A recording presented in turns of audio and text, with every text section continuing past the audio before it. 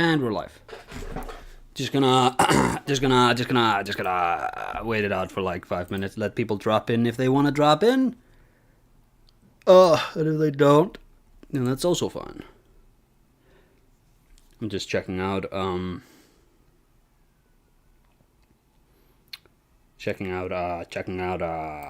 Twitter.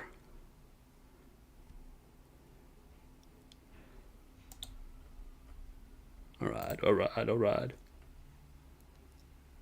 Hey, Febo. Hello.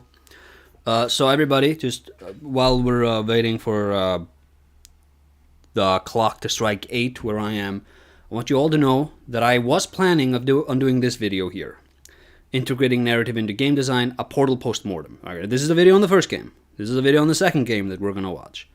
This was the one I wanted to do, but I'm Kim Swift. Listen to her. I was a level designer and listen to this. This is recorded in 2008, I believe. Yeah, and they didn't exactly have. Well, you know, this is ridiculous. They had audio cleanup back then, man. Eric Wilpon, I was a writer. What is this microphone, man? What is it? Oh, it's disgusting. Which is why we're doing a Portal 2 video instead. The Violet Bunny. I just got these games on sale for $2. Still haven't played them and don't look all that interesting as an RPG guy, but figured out the cheap price on Steam. If they sucked, it wasn't a big loss.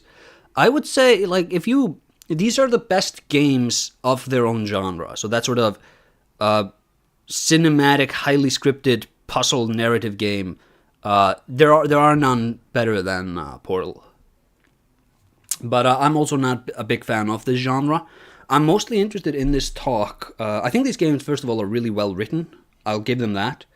But I'm more interested in this talk because they are going to bring up the concept of the multiplayer and how adding a partner to the puzzle solving really changed how they had to approach designing puzzles. They would have to bring that up, otherwise they're cowards. And I'm really interested in that stuff. Portal 1 is greater than Portal 2. I think Portal 1 is better designed than Portal 2, but I think Portal 2 has better writing and has more interesting world building. But it's also like, Portal 2 is also like twice as long, so, you know, the gimmick of Portals, it does grow a bit tiresome. It can grow a bit tiresome. Hey, Aesir, can't really stay, need to wake up early tomorrow, just came to say, hey, that's alright. You can leave with all the other traders. Nah, it's fine. I'm actually streaming at a really weird time for me, because I don't like streaming on Sundays. Damn it, cat! Stop! The cat is making noise. I don't know if you can hear her. Come on! She's clawing the hell out of a chair. Now she's jumping. And now she's running into the kitchen, assumably to eat my food. But, that's fine. What do we say, 2 more minutes? Jesus, what is the cat doing? Cat, do you want to join the stream?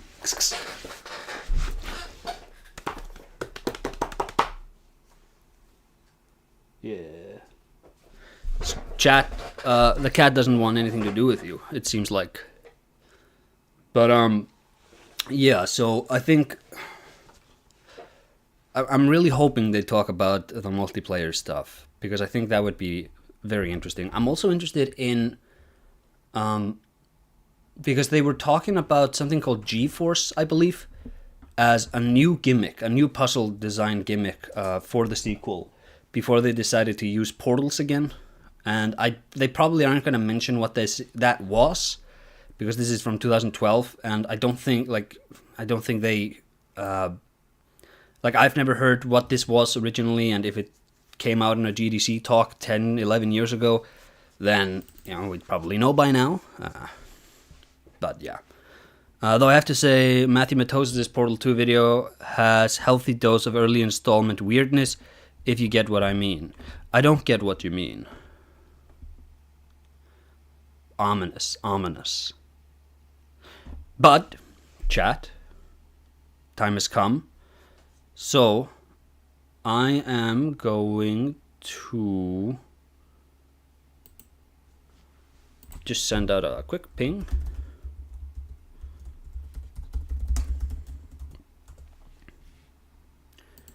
And we'll be in business. Also, let me know if the audio levels are bad. I'm Eric Wolpaw, and I'm a writer at Valve.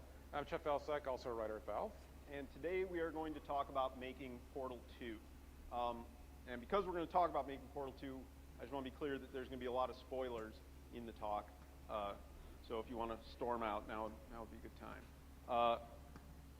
Talk's going to be about 35 minutes long, and we want to leave some time at the end for Q&A. So here we go. Blues Brothers 2000. Gonna increase the audio just a little bit. Ghostbusters 2, and my favorite, Titanic 2. These all raise a question, why even make a sequel? Yeah, sequels get a bad rap, which comes mostly from... I don't like the first Ghostbusters. I don't think it's a very funny movie. I don't like the original Blues Brothers. I think it's kind of shit.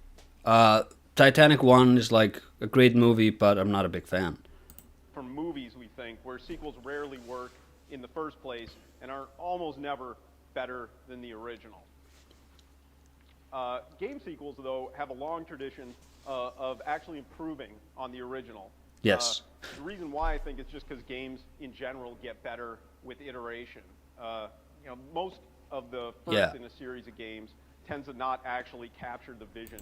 There's Titanic 2. It's not a sequel to James. Like, it's probably like a soft sequel made by some shovelware production company. Of the developers. So the good news here is that making a sequel to a game should be a lot easier than making the sequel to a movie. Yeah, okay, so he didn't bring it up, but one of the great advantages you have when you're making a sequel to a game is that, number one, all of your assets can be reused. You can't do that. Like, you can use the same hardware in a movie, but like the sets, the costumes, this stuff needs to be reacquired. And you need to license out time and stuff to get that stuff, especially like locations. And you need to ship around so many people. Like, logistically, it's very complicated. Whereas the map boundaries for like a Silent Hill map doesn't take that much more space than like the map boundary to a Link to the Past or something like that. So it's much easier to reuse stuff. And in terms of the technology and the application of the technology, in the first game, you've generally speaking, or well, like generally, you know what the best practices of your mechanics are. So when it comes time to do the second, you know, like, hey, when I was making the first game, here are 100 things that I experimented with that didn't really work. So now that I'm making a sequel, I know not to experiment with that. And here are the things that did work, and I can just sort of hone in on that and prune the tree, right? I'm also thinking, you also just have like the staff is more knowledgeable about exactly, like I said, what works and what doesn't work. Fortunately, we still had a problem. This is a sequel to Portal. Critics and players pretty much thought the game was the perfect length. Most people thought the story was self-contained, and they were just about satisfied with the experience. At the end, we blow up Aperture, and we even kill GLaDOS, kind of. You like both Blues Brothers movies? This is the Ridiculous. problem. We made a game with really no thought of making a sequel or extending. I don't know if I've the seen the story, second one, though. Go about making a sequel. And actually, I don't like. I think I hate every movie of like the Bill Murray, Chevy Chase, Dan Aykroyd 70s, 80s comedy era. I don't think there's a single one I like. one of the other The vacation movies, helped him, trash, terrible. Make this slideshow, and he put these in this morning, these quotes. So I'm actually just seeing it for the first time. Could Portal 2's writers possibly top what many consider to be one of the finest examples of modern game writing? In a word, no. This is a bad critique, a bad question, because the writing of the game, you could just repeat that, and you can easily top that. It's not the writing that made Portal 1 so cohesive, it was the direction. So this is GameSpy. It's a bad take. So they kind of gave it to us and then took it away there. Godfather 2 is the best sequel. I always give up on the Godfather 2 when they go to Cuba and they're having this talk, because I feel like that movie is just a bunch of people sitting down in chairs and having conversations with each other that I don't care for. Real quick. Yeah, this is the stream where I talk about my shitty movie takes. So why make Portal 2? Well, at Valve, we really just get to work on what we're interested in. And the bottom line was Portal 1 was made by a small team of students that we picked up from DigiPen, who had made a small demo game called Nerbacular Drop. And so Yes. that left like 150 people at Valve who actually didn't get to work on Portal, but who loved Portal. And so after we released the Orange Box, there were just a bunch of people who wanted to work on a Portal game. And honest to God, it was as simple as that. So then the question is, where do we start? I'll let him speak first. At Valve, we don't create giant design documents. Actually, What happens? so I'll be a bit of a contrarian, because this has come up in my personal life, just talking about Valve, strangely. I've been talking about Valve a lot recently for some reason. I think because Valve operates using the Scrum management system. And for those that don't know, Scrum basically means like you have an 8 to 12 person group or something like that. And from the offset on a given project, everybody has like a charter given to them. This is what the project is. This is what you need to do. And the first thing they do is they assign a team leader. And then the team leader in like the 8 person group, and it's not always the same one, is just in charge of doing the management and all that. And then everybody has like their own specific role, and then they get to work. The idea is that this is a sort of, it breaks the sort of top-down structure, because everybody is a manager on some part of the process. And it also, like the idea I think is that number one, it should be more efficient. And number two, it should stop organizational gridlock. And I think this is completely wrong. And I think if you just look at Valve, you can see exactly what the problem is, which is that they don't make games anymore. Like they're one of the biggest video game companies in the world, and they don't make games. What they do is they work on Valve, on Steam, and the changes they make to Steam are oftentimes just baffling. And, you know, there's bug fixes, which are always welcome. There's security updates, which are always welcome. But the fact of the matter is that this company doesn't have, they don't understand how to make a game. And one of the good things about having Steam and having Scrum operating as your management system is that you always have Steam, right? And Steam's mission is to sell games and make money. So that always sort of directs the staffers towards how to operate. Whereas when you're making a game, you kind of you sort of need Gabe Newell to come down and say, listen, I know you all just work on the stuff you want to work on, but you're not doing that anymore. Now, this is what you're going to make. You're going to make Half-Life 3 or something like that. And one of the big problems with Scrum is that because you break down the management system, when your ship needs course correction, when decisions need to be made, it seems to be almost a Herculean task to actually get things moving. I do like this. Don't create giant design docs. I approve of this. Start with simple ideas and grow out the goals and constraints. I like this, and we experiment. This is also good. But I think the biggest problem with Valve is the management structure. Happened is after the Orange Box. Just going off of the documents we do have access to and the publications that have been made. You know, maybe there's something more going on behind the scenes which we don't know about. What do people actually like about this game that makes it interesting? Good. It's very well directed. It's got a really cracking pace. The puzzles are it's fun. It's a fun game. It's well written. It's funny. You should just play it and see if you get it. Games need a creative director. Yeah. Well, see, I'd expand on this. Any endeavor which human beings undertake need to have somebody in charge. And the strength of Scrum isn't actually that everybody gets to work on what they want to work on. The strength of Scrum is that the first thing you do is assign a manager. And oftentimes, just putting a title, just making this person manager, even though it's just a title, that solves so many hurdles in development, whether it's a movie, whether it's a game, whether you're selling bread, whether it's a bakery or a restaurant or whatever. Because once somebody has the title of manager or CEO or whatever, you have somebody who's in charge of making decisions. And there are so many times when departments are at odds with each other or when an exception handler is needed. And just having somebody, even if they're not particularly good at it, to do that job, that gets you across, that saves you so much time in development. I'm trying to fight for audio dominance here. The cat has decided to have a one-man race across my apartment. Hey, Aesir. Hey, Dinomatrix. I hope you saw the message I sent to you on Patreon. Oh, it wasn't too lengthy. Jesus Christ, the cat is trying to destroy my Nintendo Switch! Dude, chill the hell out, man. We took about Imagine if EA or Activision had the Portal IP. Yeah. 4 months where the entire company broke into small little groups of about 3 to 4 people, and we did design experiments. Jesus! You could kind of pursue whatever interested you. Goddamn cat, man. Crazy gameplay idea. The cat has to go. And a few of those experiments seemed like they might be a good fit for Portal. Right, and that's where we started, with a few simple ideas and some goals and constraints. At this stage of a project I really hope that the noises the cat is making in the background come through, because otherwise I just sound crazy. I'm going to start with a smaller team.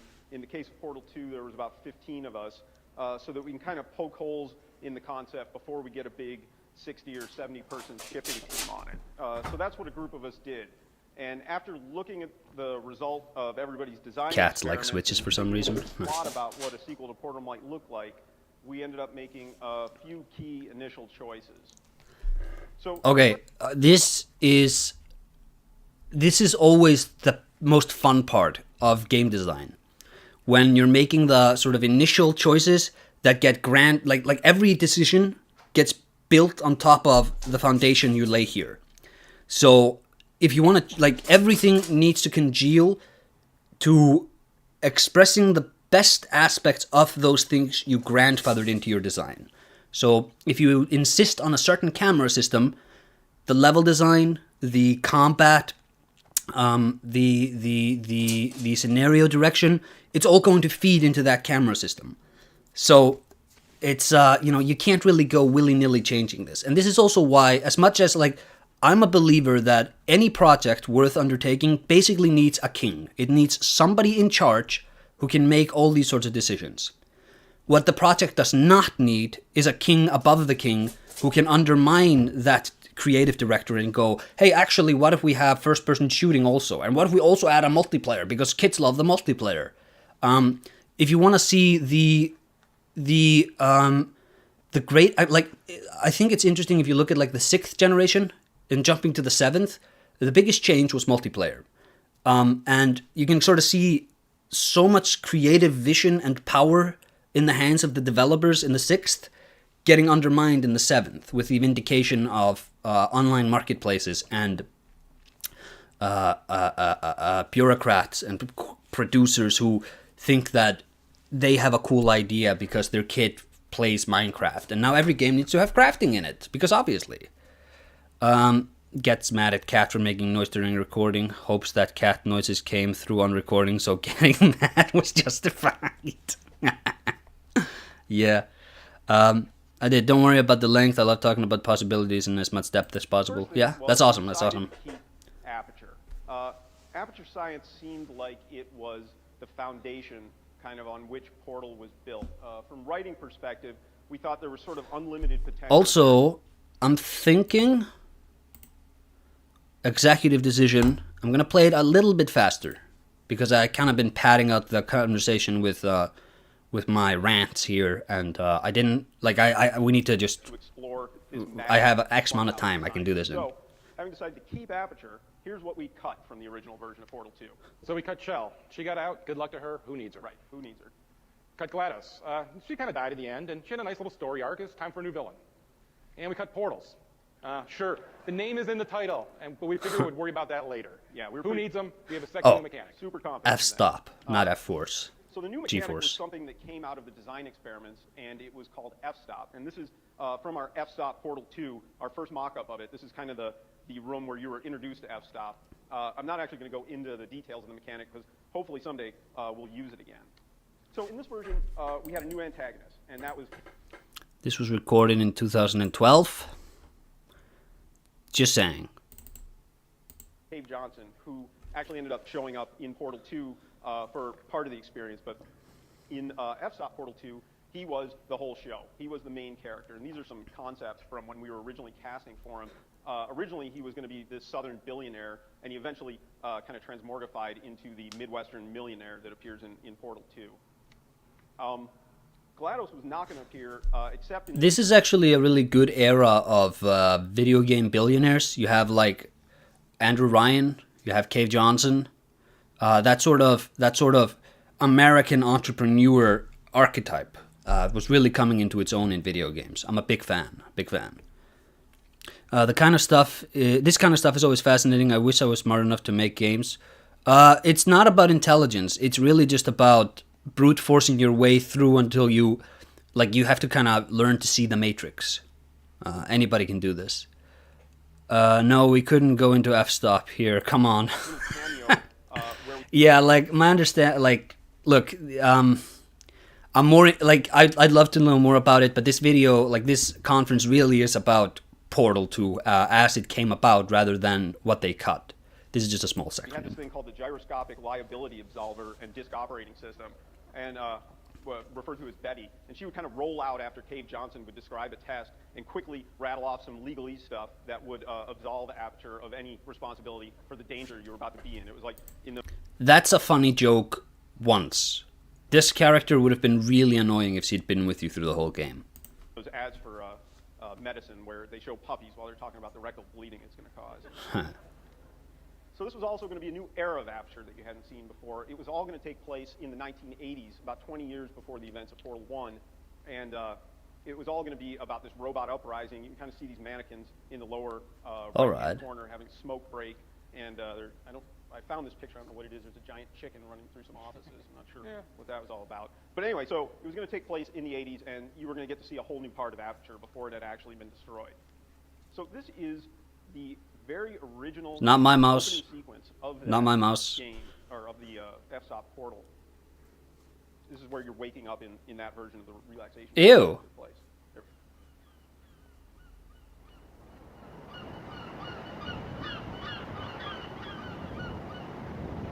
It would have had the clap trap effect if they kept using Betty. Yeah. I think, just on the topic of Borderlands, I think Borderlands is such an underserved IP. Because I think the gimmick of, like, looting, first-person shooting in this sort of super cartoony, silly, zippy universe is so interesting and fun. But I think the writing always betrays the game, because every character manages to just be the most annoying character in the world. Can I make the video louder? I can. I'm wondering also if... Look, the video he's playing is louder than his narration, so just, bear with me for a second.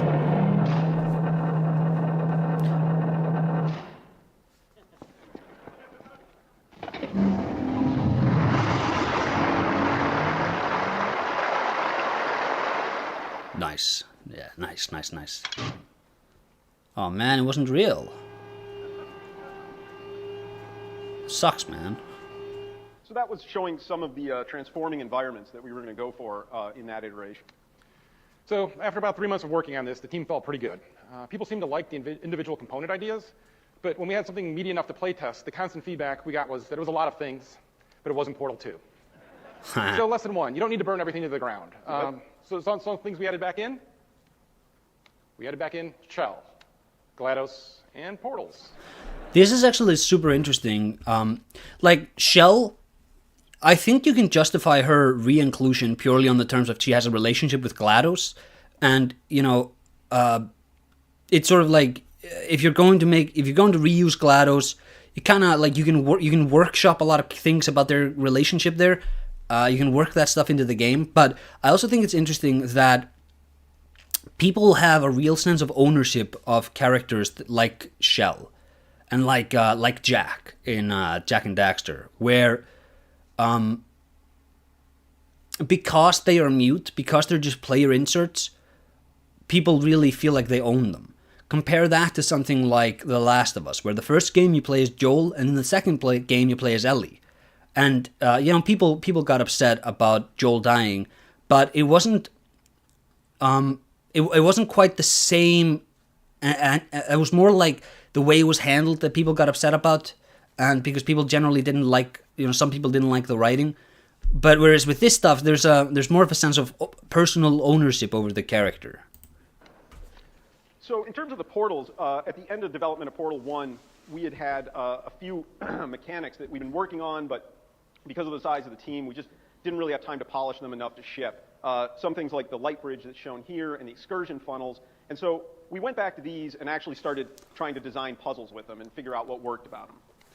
And so we also went back to GLaDOS. In the last... I'm just going to put a flag in that, the puzzle design, and hope he comes back to that later. 10 minutes of Portal, she's an interesting character to explore. She's broadened herself at that point. She has more emotions, for lack of a better term. She's become more human. And I think if most people look back at Portal 1, that's the GLaDOS they remember. They don't remember the early robotic GLaDOS. And as writers, we'd lived with her for years, and so, whatever we thought of her, it was a skewed perspective. Most gamers had only lived with her for a few hours, and they were ready for more of her. So Chell, bringing her back, was kind of the least intuitive piece to us. She's mute. She doesn't really have a character. She's just kind of this physical presence that you occasionally see. Okay, so he's touching on the topic I was talking about. Let's see where he goes with it. He glimpsed through portals. And honestly, like Chet said before, we kind of felt as writers that she'd had her day. She fought GLaDOS, she escaped, and we just let her be. And we put her, we started this iteration of Portal with you waking up in the relaxation vault, and you were standing in front of a mirror so that you could see that you weren't Chell. You were this other character we called Mel, who had blonde hair and a different colored jumpsuit, and it was pretty obviously not Chell. And to a person, playtesters didn't care. At that point, it did not matter at all to them that they weren't Chell, until the point where she wakes up GLaDOS, and GLaDOS does not recognize her. And what we realized is that Portal 1 was this sort of intimate story about the relationship you had with GLaDOS. And when GLaDOS wakes up and doesn't recognize that you're the person that did these things to her in Portal, it's actually a blow to the player. I mean, this was a place where, to a person, the playtesters were like, ugh, why doesn't GLaDOS know who I am? So Chell went back in. And then at this point, we also added something new, and that would be the paint mechanic. We had hired the guys who made Tag: The Power of Paint back in This is what I wanted to talk about, but let him finish. Left 4 Dead 1 days, and they actually helped us ship Left 4 Dead 1 and 2. And then they were somewhat independently working on using paint with portals. They showed what they were working on to the Portal 2 team, and we brought them on board. So there you had it. We had our new mechanics for the game. Yep. So we had added. Okay, so the paint. Conceptually, I think the paint is really interesting, but every puzzle with the paint, I think, was really bad because it was very much there's one way of solving these puzzles kind of deal, and so the levels were really designed to like funnel you such that you can't break the level geometry, and it all like I think those levels specifically felt a lot more video gamey because of it, and that sort of midsection of the game really gets me out of the experience. I think it picks up again in the end, but like I'm not saying remove the paint. Definitely not, but I think that's a weak part of the game. Bunch of stuff in, although Still Cut was the cake, and nobody missed it. Yeah, it wasn't that funny. This is where we were at this point after the f-stop was abandoned. Portal 2 would have portals, GLaDOS, and take place in the aperture that players were familiar with from Portal 1. So, paint puzzles are much less interesting, especially on repeat playthroughs. Yeah. Here is the very first opening of that iteration of Portal 2. Activated. Hello. You have been detained in the relaxation vault. 9 0 0 0 4 0.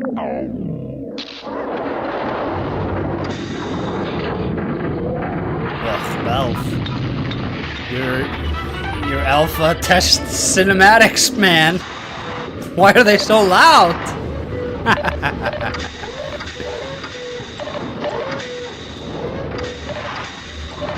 Sentry mode activated. Target acquired.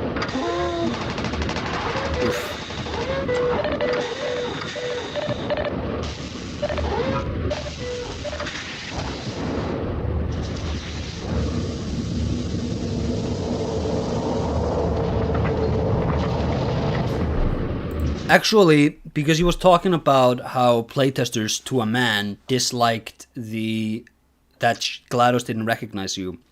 This is another Scrum thing I want to just briefly note, is that the polish, like playtesters are really good when it comes to polish, but creative vision can't be playtested into, right? You kind of need somebody to have something they want to say. And I think if you look at Valve, and I'd even say a lot of Nintendo games like the 3D World Mario games, they feel much more designed by playtesters than they are by any sort of creative visionary. Compare that sort of random player generatable chaos in Mario 64 to 3D World, and you kind of get the feel for what I'm saying. Or compare BioShock to Portal 2. It's not a complete one-to-one. They're sort of different games, but one of those games is very clearly designed with sort of a top-down. There's a chief creative director in charge, whereas the other one, which is Portal 2, feels a lot more designed by a committee. A very talented committee, but still. Hey, what's going on over there? I don't see nothing. Why am I not surprised? Critical error. Critical error. Do you saw something burning?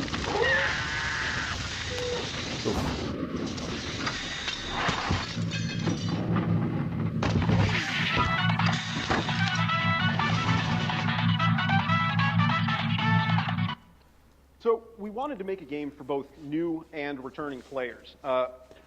We didn't want to force new players to play Portal 1 in order to understand what was going on. Unfortunately, Portal 1 was about 80% training arc. So the challenge we faced when we switched back to Portals was how to compress that and represent it in a way that new players would be up to speed on Portals. Is he going to talk about Wheatley here? Still have something interesting going on. So the good thing is we had some fresh eyes looking at Portal 1's puzzles, and we came up with some clever ways to kind of streamline and combine training. For instance, in its original form, this puzzle, what we call Portal Carousel, required players to wait for the portal to move around the room on its own schedule, and you can see often players wouldn't look at where the portal was coming up. It was just really hard for them to learn and slow to solve that puzzle. And then the new version of this puzzle, with the same map, allowed the players to control the pace by opening up the portal with a button. This not only made the puzzle faster to solve, but by letting players control the appearance of the puzzle, they actually helped understand the new mechanic. It seems pretty obvious, but it's a really big difference between the two. So another thing we did was improve the game by actually removing one of the features of Portal 1, which was the dreaded plasma ball. I don't know if you remember it, but we replaced it with lasers. The plasma ball had several drawbacks, primarily that there was a long wait after failure before the plasma ball would come back, and also the way it would kind of sneak up behind you and just vaporize you out of nowhere, and players often had no idea why they just died. But lasers had all the puzzle-solving properties of energy balls, while also... I keep wanting to move my mouse because this doofus, like this guy works on video games and he can't get the mouse out of his presentation. ...for the player. Because a laser entering one portal and coming out of the other was sort of a permanent fixture until you move the portal, we noticed that it really, really helped new players sort of understand what portals were doing. The lasers also let us do a few things the plasma balls didn't. For instance, this is the original version of the part of the game where you destroy the neurotoxin facility.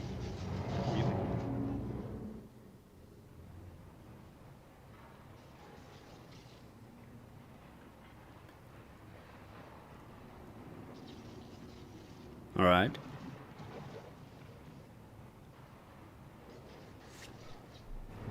So that long, awkward part I just showed you was an accurate recreation of what players did when they went in that room. There's this kind of fundamental, axiomatic, physical principle of gamers that they will never look up at the ceiling. They only look straight ahead, which I guess we should have known. But so here is the actual solution to this puzzle.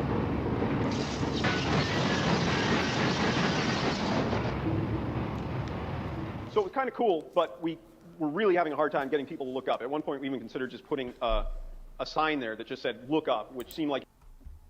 Yeah, so this is a good example of just move the panel to the side so the player will view it. It was going to ruin the puzzle and just seemed kind of cheap, and we had a rule against doing that. Having said that, we put a lot of time into making the implosion in that room look really cool, and when we discovered people were turning away, not looking at it, we actually did just put a sign in that says, in case of implosion, look directly at implosion. So I guess the design rule there is don't be a tight ass about your own rules. Just abandon them. All right, so while we tightened up the Portal 1 training arc, we still needed something more to entertain. Angry Aesir. I mean, like, I just feel like, you know, I'm being professional. I'm moving my mouse to the other monitor every time, and he can't do it. I think people just don't look at the ceiling in general. No, one time I looked at my kitchen ceiling and felt like I'd never seen it before. No, I mean,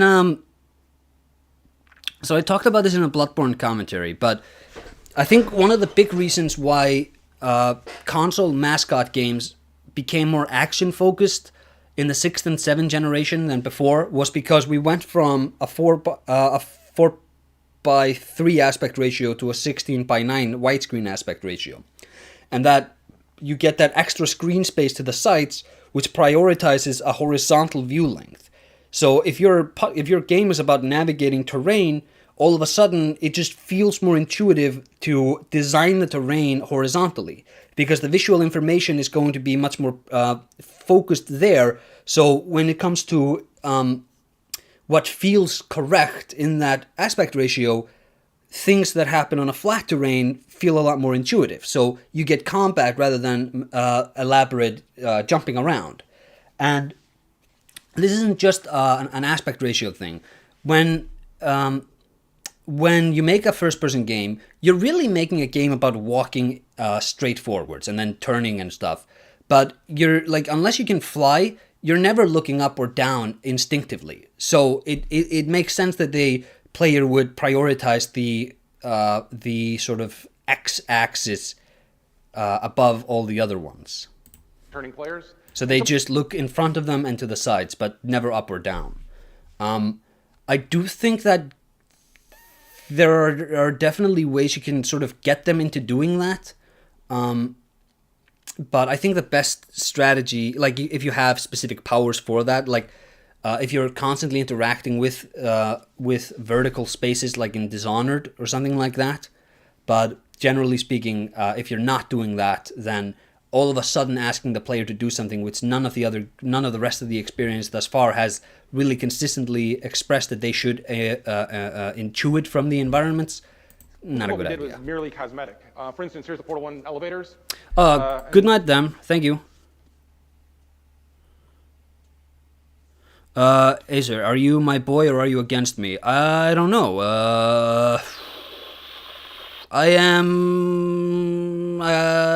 I'm against you.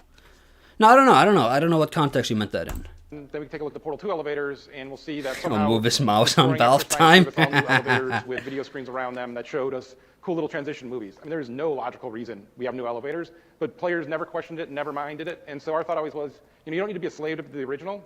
If you're improving it, players won't care.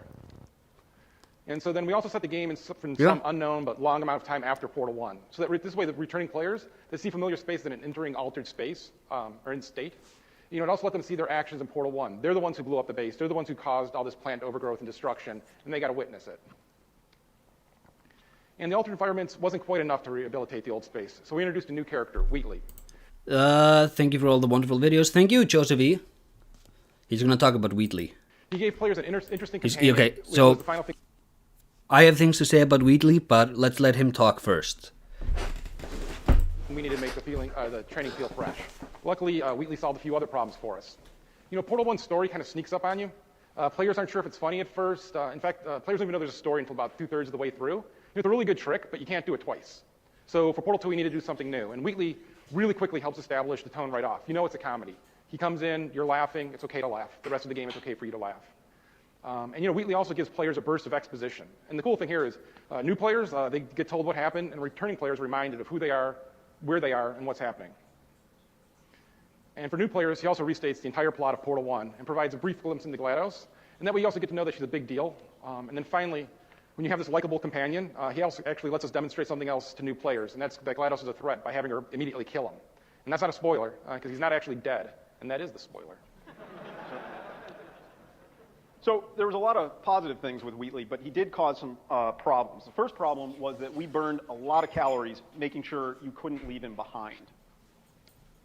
When we first put him in the game, you spent a lot of time actually carrying him around, and we let you drop him basically at any point. And the main reason we let you drop him is because we were thinking, well, if you can carry him, obviously you ought to be able to drop him. It was just this kind of axiomatic assumption that we made that we never really thought to challenge.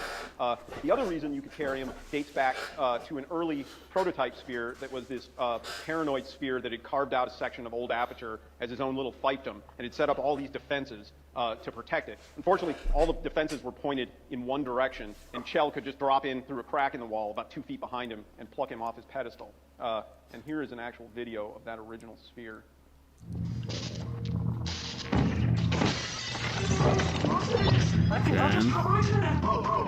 Yeah, well, I guess you won't be doing that, will you? Not here, you won't. Not on my watch, you can really tell on that. Oh, yes. Oh, yes, indeed. I can assure you of that.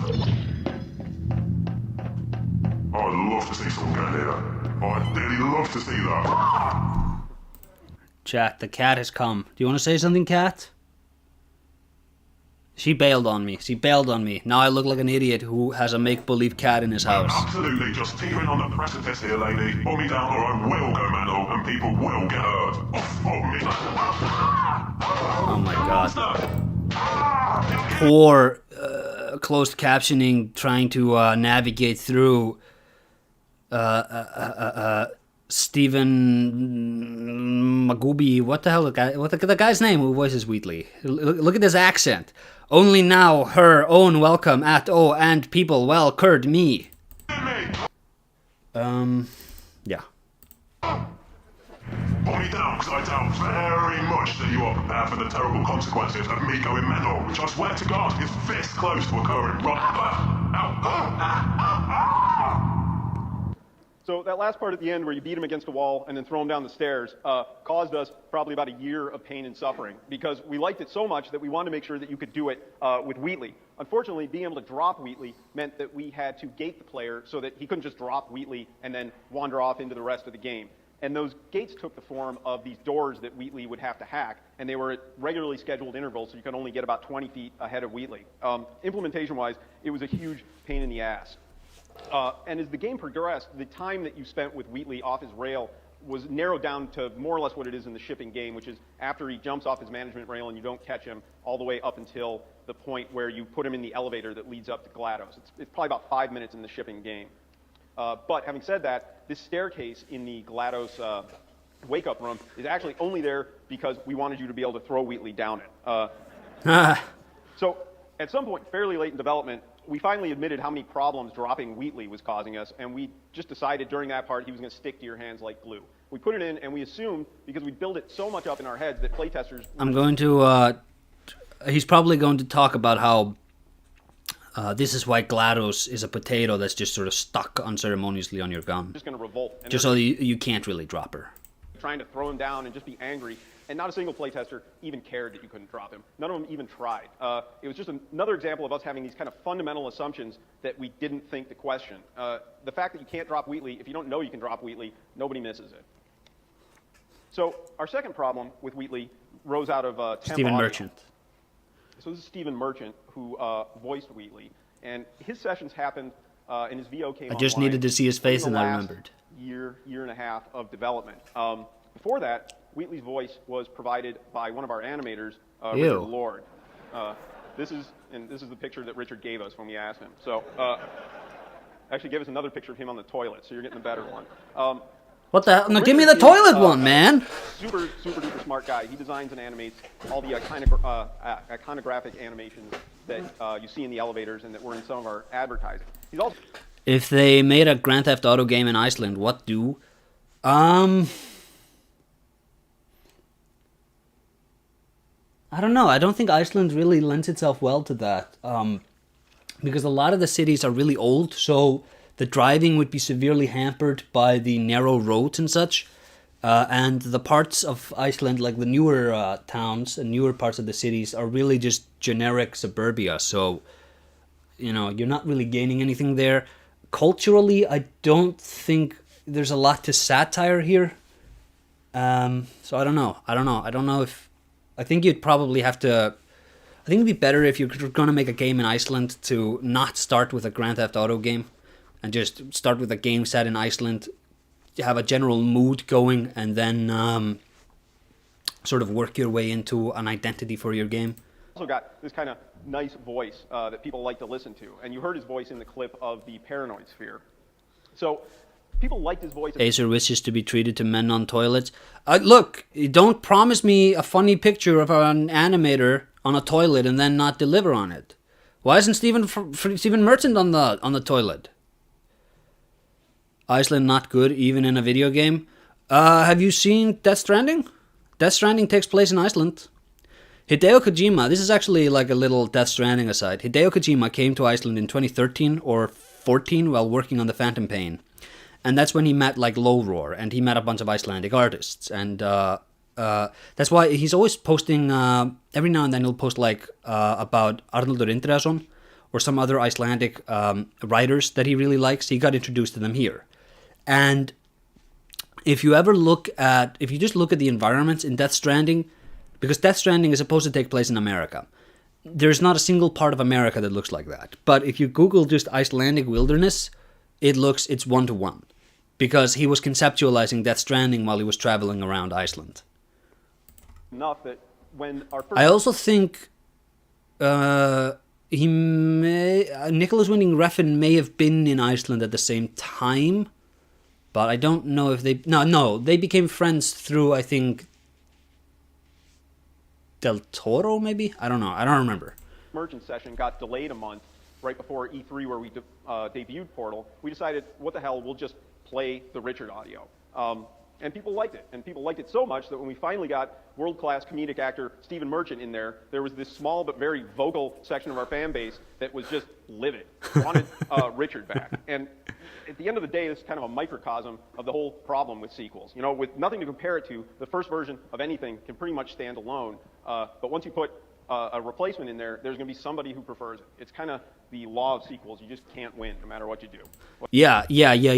This 100%. So I threw out a poll recently whether my game should be called In the Marsh of Madness or Snails Have Skeletons. And it's really hard pitching a name because every name, you have to compare it to every other name. And it's like, well, I like this about this name and this about this name, but this about this name. So it's like, what the hell should it even be called? Well, you can win, but it's sort of like you can't have a flawless victory. So our last problem was caused by Wheatley dying. So originally, GLaDOS crushed Wheatley right after she wakes up, and that was it. You didn't see Wheatley anymore. He was just dead and gone. And we thought that kind of finality let everyone understand just how evil GLaDOS was. This was back when GLaDOS was still going to be the main antagonist, but the problem was after Wheatley dies, you're going to meet 6 other Sphere personalities. I guess I like Iceland now. MRDR Quazos. I hope you at least Google image searched Iceland first. With each of their own personality. To verify what I said. For example, this is one of the ones, this is some concept art for the somebody we called the Morgan Freeman Sphere. So he'd been sitting on that little pedestal for a few centuries, and he was just incredibly wise, but only about the 20 by 20 space that he was trapped in. So as soon as you dragged him 22 feet out of the room, his mind was blown, and he was pretty much useless. Although, as the game progressed, he eventually got his feet under him and started delivering some homespun wisdom that all related back to this little 20 by 20 space that he'd been living in. So back to Wheatley dying. That's actually pretty funny. In the term of making people understand how evil GLaDOS was. They got that. But people missed Wheatley. And with GLaDOS now in the mix, and none of the other spheres really having enough time to bond with the player, we're missing something. Because even in a talkie game like Portal, you're still more or less writing in the margins. And so then our simple answer was, let's just kill Wheatley and then bring him back. We still get all the dramatic benefits of GLaDOS crushing him. Plus, we don't have to throw away all the precious time we'd spent building this relationship between the player and Wheatley. Even better, this led to a bunch of insight that we ought to make Wheatley the antagonist. Because again, before he was dead and he wasn't going to be the antagonist, and now he's going to be the evil villain for the last half of the game. And a lot of good things flowed from that one assumption. It's another example where we try to solve a problem without questioning the core assumption, and that was not to kill Wheatley, and then what do? In this case, let's just kill him and bring him back, and then it's fine. Everything works in retrospect. Okay, and so now we've got a pretty good handle on the single-player game. This is rough. I'm thinking.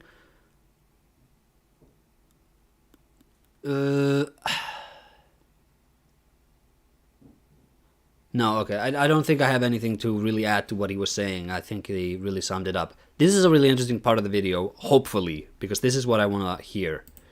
But generally working in terms of plot and structure, and most importantly for what we I wonder why they got rid of the Morgan Freeman swear. He sounded hilarious. He does sound hilarious. But I feel like if you introduce, like, because Wheatley is a sphere, and if you meet Wheatley, you have a sphere that you sort of bond with. And if you then meet a different sphere, even if Wheatley is the bad guy, first of all, you still have GLaDOS there, so like they're gonna interact with each other. But even if you ignore that, I feel like once you set up the idea that the player is going to bond a little bit with each of the spheres, then if you just introduce one sphere and then the player abandons that sphere, then it's like, that kind of feels weird because that's not really what the rest of the game was like. And if you bring him with you, it's kind of like, then you're kind of stealing away attention from GLaDOS. But I don't know. Maybe they could have made it work. His turn to a villain was really well done. Yes, so actually I do have something to say here. Wheatley could have been Claptrap. Like, this could have been, oh yeah, okay, so this is the annoying robot character. Because that's really what his personality is, but I think the writing craft is strong enough that no, he's a good guy. You really like, well, he's a bad guy, but like you like Wheatley, and you kind of don't hate him when he becomes a villain, because it's not like he is not bad. He's just not designed for the job that he currently has. And once he has that job, he becomes really bad. But he's really a stupidity sphere. Like, his job was to make the GLaDOS AI worse, to keep her in check. And the moment you sort of separate him again from controlling everything, and he's just floating out there in space, and he has like his little like, well, that kind of sucked. I really thought I did a good job, or whatever he says. It's like, yeah, it does kind of suck, because I can't fully blame him for the things that he did. I suppose they wanted to streamline it and not overcomplicate it with all these personality spheres. Yeah, I would imagine that's the case. But, it could have been fun. test is pacing and comprehension. Every play test, we bring people in, we talk about the pacing, comprehension, we make sure we have that nailed, that's working, that's flowing. And the co-op mechanic was working great on its own. Just the puzzles alone were totally fun. So we figured the co-op story was going to be a breeze. Smart thing on our part, we thought, we'd save it to the very end of development. Problem is we discovered there's a huge difference between telling the Portal 2 story versus the single-player story. Yeah, since we figured people would play the single player first, we set the co-op story after the events of single-player game. And in this original co-op iteration, we actually thought we had a pretty good story going. So with Kelgon, GLaDOS is just prepared to test for eternity with the two co-op bots that we introduced in single player. Unfortunately, though, she quickly discovers that none of the tests she's doing is providing any data, because without any human observer, the tests are always in this sort of Schrodinger's cat state of quantum uncertainty. Like in this picture, is the cat hanging in there, or is he not hanging in there? Who knows, until somebody looks at it. So what she does is she starts sending the bots into the bowels of Aperture to collect human artifacts in the hope that they will help the bots become more human so she can break through this kind of quantum problem she has. So we actually mocked this whole part up for playtesting all the way through the retrieval of the first artifact, which was this Garfield-like cartoon called Dorfelt that some long-dead Aperture employee had tacked up on a bulletin board deep in the bowels of Aperture. Bots find it, they bring it back to GLaDOS, and none of the three of them can figure out what's funny about this Dorfelt. So GLaDOS actually rewrites it to make it funnier. So the first three panels, Dorfelt is sitting next to an empty pan of lasagna, and then his owner comes, and he's really angry that Dorfelt ate the lasagna. And then the owner says that he's activated the neurotoxin emitters. Is that where that image came from? Dorfelt feels regret, but only briefly. So, and just want to mention that Anthony Clark, who goes under the name of Nedroid, originally drew this for Jay and I, like in a... Okay. If nothing else, now I know where this image originates from. Yeah, it helps that GLaDOS tries to help you, so it feels like you have a common goal of stopping Wheatley from blowing everything up on accident. Yeah. day when we were trying to put this together. So thank you So we had a comic, and we were pretty happy with this direction. But we discovered, as we play tested, is there's some fundamental differences between the way the story was going to work for the single player versus the co-op. In single player, you have a captive audience. They will watch intently. They're fully in the moment, and they generally pay attention to the crafted experience. This talk is from 2012. Co-op players, on the other hand, will interrupt your best material to ask each other what they had for dinner. So this means we had to simplify and change how we told the story. And so what we do is we actually repeat the main story points many times in short little bits. That way if you miss one, you didn't get it the next time. And this is also different, though, from how we handled it in the Left 4 Dead series. Because we do co-op there, and we tell a story there. But there we know you're going to play the maps multiple times. Each playthrough, you can pick up another little bit of the story. For the co-op in Portal 2, we actually wanted you to get everything in the first pass. So that was the difference there. Okay. And, the mystery GLaDOS presents is simple. And if you're paying attention, it's pretty obvious. But it's co-op. So it's the fun of going through with your partner. You're making up your own stories. You're going along towards the next human genocide. But there's also one other major difference between single player and co-op players that was not obvious when we started play testing. And that's during testing of both parts of our game, we actually have people sit in a room, they're separated, and we have a camera on the game that they're playing, but we also have cameras looking at their faces so we can see their reactions. So this is a photo I grabbed off that system of a player actually playing the single player part of Portal 1. And this is what they look like during the entire part. He's probably watching the funniest section of Portal 2 right now. You can see he's completely stoic and unsmiling. There's no hint that he's enjoying it at all. But when you debrief him afterwards, they're like, "Oh, great, it was super funny." But again, I love this. This is really good. He's also thinking about lasers. in the moment, they're just staring at the screen, solving puzzles, looking incredibly angry. Wood. So there's a strange thing that happens in co-op. We have people in separate They have rooms. Discount Jake Gyllenhaal over here playing their game. They can't see each other. We have This guy actually kind of looks a bit like me. If you just sort of stretch out his face and give him a haircut that doesn't make him look like his mom cuts his hair, then he kind of sort of looks like me. Obviously, I look much more handsome. test them with no microphones, so they couldn't talk to each other. There's no way they could communicate with each other, and yet they laughed, they smiled, they joked, right? They had all these regular things you have when you're next to someone, right? All these regular social norms they carried through into the game, even though they didn't have the communication, and the other person couldn't see their face, smiling or laughing. So this is an important takeaway for anyone out there writing a game. If you're going to do a comedy game, make it co-op, because otherwise you're going to have years of misery and self-doubt as you watch playtesters. It's awful. It's the darkest thing you can possibly do. So, just real quick, we also tried a competitive multiplayer mode, which we put together over the space of a month or two, and it was kind of a mix between the old Amiga game, Speedball, and Portal, except with none of the good parts of either of those two things. It was super chaotic, difficult to tell what was going on, and no fun. So the only real good news about this part was that we cut it pretty quickly, and were able to use those resources to develop co-op a little bit more. Okay. I'm going to rewind back a little bit because I want to talk about a game me and my uncle were working on from way back. This was a game called Battle Grid. And the idea there was that you're in a room, much like this one. Specifically, there's a grid pattern on the wall and on the floors. And it's kind of like Minecraft, where you can sort of build with blocks, except you would just spawn every block in. And you could just aim your camera on this square here, and a block will appear. And then you can sort of just draw with those blocks across the room, and you have X many blocks. And this was a competitive shooting game. This game, I think conceptually, this is a really fun game because what exactly is offense when you're working with blocks, right? And also, do the blocks spawn in, or do they rise gradually from the grid that you pointed at? So, if you point at this grid, it's kind of more intuitive that the block would slide out, because that's also more offensive. And you can, if a player is running here and he's running in between two blocks, you can sort of just click on a block, and if they're not fast enough, you can just squish them and beat them that way. This is a game that's conceptually really interesting, Battle Grid, but I think if you actually got to the point of playtesting, you'd realize that you need a page one rewrite because this thing doesn't work. There are too many variables going around there to make it really fun. And also, if you have to, this is a really bad battle arena because it's just an empty box. So you have to dress it up as something and maybe even have some blocks already in the area.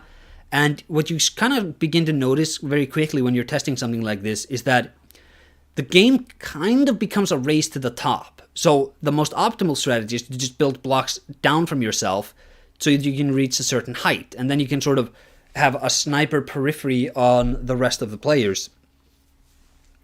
And if somebody beneath you manages to build blocks down at you to crush you, you know, obviously, like, you have these sort of meta strategies that develop. But I think if ever, like, this is never going to happen, but if we were to have circled back around to this, the obvious solution is that everybody should have like an ice pick or something, so that they can just jump on walls and they could really be very super acrobatic, and that it wouldn't be a shooting game, it would be a melee game. And right, you just insta-kill everybody you touch, but you also have this block technology. And then you have like different roles for different players. Just thought I'd talk about this. We cut it pretty quickly, and we're A shooter with building, Fortnite. Does Fortnite dance? I'm sorry. You should be sorry. Also, this was like 15 years before Fortnite. able to use those resources. Aesir trying to hide that is actually him. Yes, I get excited with my split haircut playing with my PlayStation 1 controller. To develop co-op a little bit more. All right, so in this point in development, we've got this co-op story set. We're on our way with that. We have most of the single-player story set. We just have one major problem. We have no ending to the single-player story. And we had the same struggle when we were making Portal 1. The ending didn't come to really, really late, and that turned out to be one of the highlights of the game. So we had that going for us, but still, at this point, we had no ending. We did have some things that we knew, though. We knew you were going to have to confront Wheatley. We Right. knew you were going to have to remove him from the GLaDOS chassis. We knew he was going to have to get some sort of comeuppance for causing you all that trouble. And something we knew from Portal 1 was that this final puzzle shouldn't be particularly difficult. This should not be the most difficult puzzle in the game because long, thoughtful puzzle solving is completely not climactic. So, with that That's knowledge, true. we were able to at least start designing the final battle and start That's iterating. true. Chat, I would like everybody to remember King Alant, true King Alant, Demon Souls, greatest boss in any of the Souls games. Greatest boss. You know why? Because he's not really a boss. He's just like a whimpering, pathetic creature, and you can just sort of take your time dealing with him. And it's more cathartic for it, because you're not ever stressing or about rolling or whatever. Rating on that, and that was coming together great. What was missing was any sort of story part to that, which was bad for Jay and Chet and I. And this is a early version of the solution we initially came up with, and it's a slightly different version of the end chamber. You'll recognize some things, but I'll just play it through. Core, are you ready to start the procedure? Corrupted Core, are you ready to start the procedure? Stalemate detected. Transfer procedure cannot continue unless a stalemate associate is present and can press the stalemate resolution button. Press button to replace core.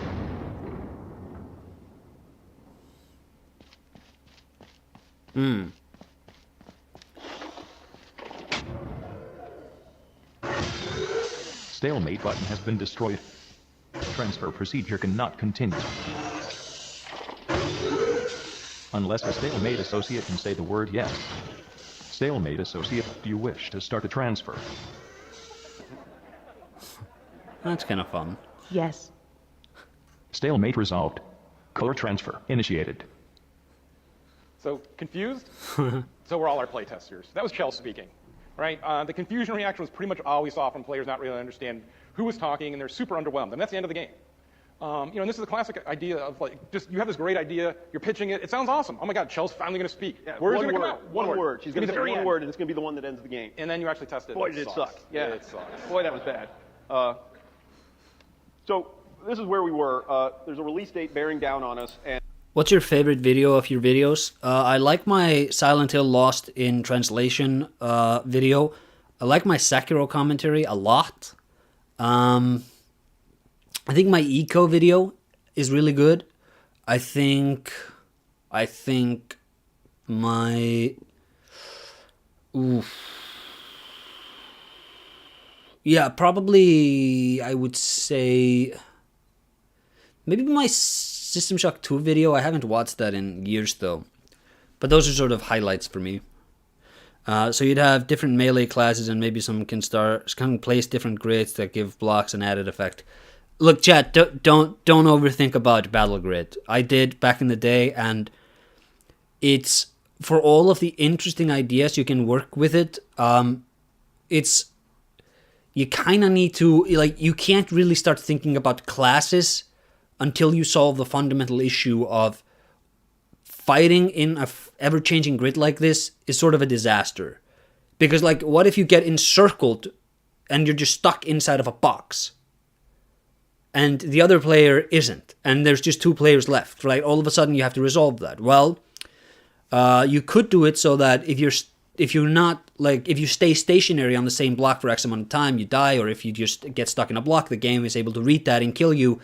But, like, there's so much you need to there's so much, like, legwork you actually need to make before you can start thinking about classes. So, the Sekiro one I've watched like 3 times. It's really good. Thank you. I'm really proud of that one. Your eco video is really great. The eco video, I think the script came out in a first draft. I just, like, in a single sitting, basically. It was the easiest video I've ever made. And we have no ending. So going back a little bit, at one point earlier in production, we had this idea that scattered throughout the game there would be these fake... Listening to these old Valve lectures kind of bumps me out, since these guys by all accounts are not making thoughtful experiences like these anymore. Go to the beginning of the video when I was talking about Scrum if you want to hear my thoughts on that. When this rose out of, when we were watching Portal 1 playtest, there's a part about 2/3 through the game where you ride an elevator into a fire pit, and you're supposed to escape the fire pit, and that's when you go behind the scenes. But a small percentage of playtesters were just fine with riding the elevator into the fire pit. Like, that was a good ending for them. It was dark, but they liked it. Like, it just ended with them dying. So we thought, well, we'll service those people. And we had these scattered throughout the game parts where Chell would die, and that would be the end, and we'd play a song, and if you wanted to, you could just quit there. So we had one that was like 2 minutes into the game, and if you died there was just a song that I think just Jay and I sang. It was, I mean, we hadn't done anything yet. That was just about reviewing those first 2 minutes, kind of wistfully, what had happened. And then later in the game, there was a part where there's a crack in the ceiling, and you could see the moon. And you can put a portal on the moon, and if you put one on... Being able to destroy blocks solves a lot of potential problems. That's true. Especially, like, yeah, with the ice picks, if you could use that as, like, a pick to break the blocks. Yeah, possibly. On the wall, it would suck you out onto the moon, and you would asphyxiate while listening to a sad song about the moon. And that one actually worked. For the people that found it, which was a small percentage of our playtesters, they really liked it. We eventually cut the alternate endings, partly because of how much work it was going to be for how little payoff, and partly because, other than those 2, we kind of overestimated how many great fake endings we were going to be able to come up with. So anyway, there we were, not long to go until we're really going to have to finish this game and ship. And as Jay and Chet and I, in one of these sort of flop, sweat-soaked ending meetings, trying to figure out desperately what's going to happen, and somebody made the connection that if we resurrected this moon thing, it solved all our problems. You know, Wheatley would get sucked out of the chassis, he'd get a comeuppance that was kind of deserved, but it wasn't really that bad. He's still out there in space. And it was this perfect mix of being totally awesome and completely stupid.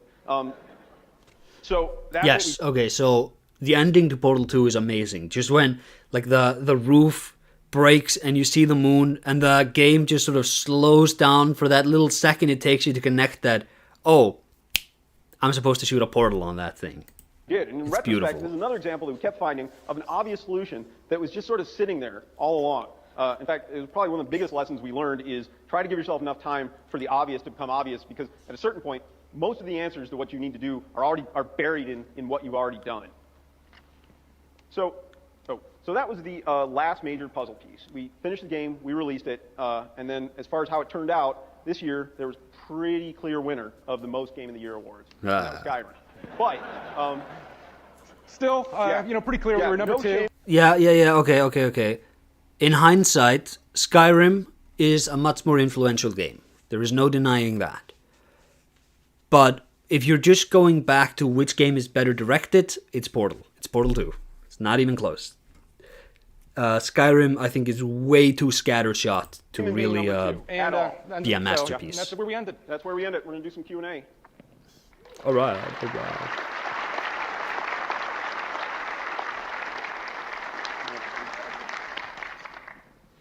So I don't know how Q&A works. Yeah. So, no questions. So I don't know how to ruin a twerk. Yeah. Closed caption, man. Like, Google they've created predictive AI text and they can't get closed captioning right. Come on. I could ask a question. Oh, damn. So my question is, thanks for Portal 2 and Open Mary. Now, could you say a bit about the role of the writer at Valve, of writers in general? Yeah, so I mean, part of it is we use the title writer because we need to have a title on our business cards, and that's what people ask. But everyone at Valve has a lot of different roles, and so it really depends on what's going on. I mean, that's actually one of the strengths of Scrum, is that everybody sort of has, nobody is just, I'm an animator, and that means I sit in front of a monitor all day and do animations. Like, no. If you're an animator, your job also has, you're kind of a combat designer too, because your job has to have this cross-disciplinary function in order for you to really be the best animator you can be. And to do that, you need to understand like animation timings, and that's really in the hands of the programmers. And that means that the programmers also need to understand that, but they get that from playtesters. So like, it's all interconnected. And when everybody has a bit more knowledge than what says on their business card, it's always a beautiful thing. As writers, obviously we're writing this story, we're writing reloading and all the things that need to be in the game. But it's a really collaborative effort at Valve, so everybody weighs in on the writing and we weigh in on everything else. Yeah, we try and spread ourselves out in terms of, like Chet and I wire, and Jay as well now, wire the dialogue into the game. We don't just kind of throw it over the wall and hope that the game turns out okay, which is especially important for a game that's supposed to be funny because the time, tenth of a second here and there just ruins the gag. Kind of following up on that, a lot of what made the first Portal special was how well your voice actors understood the material. And there was a real sense of a relationship there. You also took huge strides in Portal 2 by working with J.K. Simmons and Stephen Merchant. Can you talk some about the casting process and the recording process of working with them? Sure. Is that Tom Chick? Yes, it is. No, hey, Tom. Originally, we had cast an actor named Richard Ayoade, who is from the IT crowd, and Garth Marenghi. Does anybody an actor named Richard Ayoade? Does anybody think the actor's name is Richard A08? Is that that cannot be the guy's real name? Again, closed captioning is screwing me. Gurman is better. You like Gurman better. Who is from the IT crowd, and Garth Marenghi. And we were actually having some trouble getting our schedules right, which is when we eventually switched to Stephen Merchant. And we honestly, Jay and I did not think he would do it because we assumed he was just so wealthy from owning half the office or however much he owns. But we sent him a packet of materials, and he said okay. And we had actually been writing with sort of Stephen Merchant's voice in our head, more so even than Richard Ayoade's. So it ended up now it's being AOA's. a good fit. And with J.K. Simmons, I think we just always sort of pictured his voice whenever we heard Cave Johnson when we were writing lines. And again, we asked him, it's amazing when you call up an actor's agent, they're more or less willing to do it. And it tends not to be less expensive than you think. I mean, I don't know if it's that way with every actor, but with character actors, they want to work. This is an easy gig for an actor. They don't have to get dressed up. They don't have to go in makeup. They show up for 4 hours and do their work. Stephen Merchant, actually, we did 4.5 sessions with, including the first one where we had to go to London. The rest of them we did ISDN from Seattle. But so we have about 16.5 hours of Stephen Merchant doing stuff. And J.K. Simmons, basically, he read the stuff and nailed it the first time. Stephen Merchant, we kind of let him with 16 hours, we let him just sort of mess around with the lines, and he did a lot of improvisation. So something that I'm wondering about in hindsight is, for a game that is as linear as Portal 2 is, whether or not the writing, because they have alternate takes and they have a lot of improv like they're talking about here, whether subsequent playthroughs should maybe shake up which line delivery is used where, or which joke, just to sort of keep things a bit loose, but at the same time you're kind of you're kind of spreading yourself out because you need to pace the jokes and you need to polish the writing. Food for thought. Some of which we used, or some of which we would edit together to make a coherent thought after the fact. Yeah, there's definitely something nice about having actors that you know their voice, that you could write to it directly, instead of a lot of times we'll cast people and you find out they can't say anyone, they can only say anybody, or every actor has some weird hang up. You can use enough of their body of work that you can capture anyone what they can do. I won't name it. We had an actor where this is not the world's I could greatest do line, it. and we stole it from Aliens. Yeah, But clearly, we just wanted but- him to say, "Stay frosty." Like, Stay frosty. stay frosty. And for some reason, he thought he was telling the dog to say. Could not read. It's like, "Stay frosty." Stay, frosty. stay. And we're like, no, it's like, "Stay frosty." He's like, "Oh, I get it. Stay frosty." So Yeah, that's I mean, it's painful. probably just as well that we didn't ship Aliens, but Yeah. But Stay another thing frosty. I've seen Merchant is he speaks so fast, and for a character that's delivering a lot of exposition, What the hell is going? These people can't talk. that's amazingly awesome. And he speaks fast and clearly. And he really threw himself into it. Like, I don't think he plays a lot of games, and I don't know that he's played Portal 2, but he... Chad, if I didn't have this crippling Icelandic accent, I could have had a job as a voice actor because I can say, "Stay frosty, stay stuff was happening. frosty." It was terrifying because we didn't have him audition. Like, we were just giving him some money to do it, and we're flying to London, Jay and I, after making this big decision. And if he had sucked or not cared because he was going to build a new deck on his house, we were super screwed. But he, from minute 2 of the session, he was asking questions. He really knocked it out of the park. And then also Ellen McLean, who does GLaDOS, we just record with every couple of weeks, whatever we need. She has a handle on that character. Nice. And that's all I have to say about that. You guys have to fight it out who goes. I don't know how that's working. And that's all I have to say about that. About your anecdote of the testers, the single player testers being very frosty and the multiplayer testers being very animated. Do you know if the multiplayer playtesters were actually enjoying the experience more, or were they just emoting about it more? At the end of the playtest, when we would have them talk about highs and lows and that kind of thing, they seemed equal. It seemed exactly on par or equal. We'd started separating them from, like, so way back when I think it first started at Valve, we would actually sit in the room with the playtesters, but then they would... One of the biggest fixable problems in modern games is a total lack of voice direction, especially for localized titles.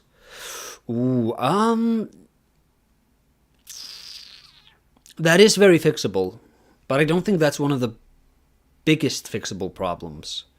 perform because they had an audience, and so that's why we would move them to the isolated booths.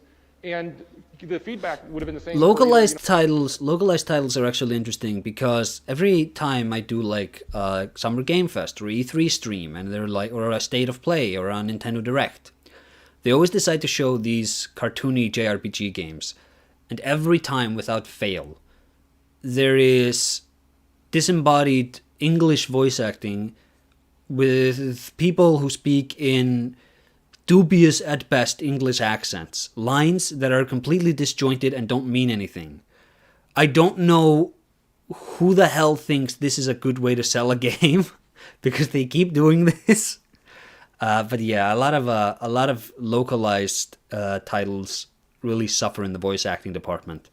I think that when you're translating the dialogue from a game, like it may be cultural. I don't speak Japanese, but my understanding and just by like how much Japanese media I engage with, and I get the vibe that the language itself is probably a lot more formal, I guess, where concepts such as darkness is not like if you look at like Adventure Time does not have a line that's like, you have to open up your heart or else the darkness will swallow you. Like, you could see that in an anime, but Adventure Time understands that that line is so inherently, it comes off as kind of cringe. So they use concepts like, oh, it's the leech or something like that. And I wonder if in the localization, just culturally certain concepts that they're juggling come across as clunkier in other languages. Maybe. I don't know. You can say Xenoblade. It's not just Xenoblade. It happens every time. Especially when the Japanese VAs are so good most of the time. Yeah. Japanese voice acting is really good. A lot of the time. They have like... It's ridiculous. They have I think Akio Otsuki, a guy who voices Solid Snake, or no, I think he voices Big Boss. Like, he voices Blackbeard in One Piece.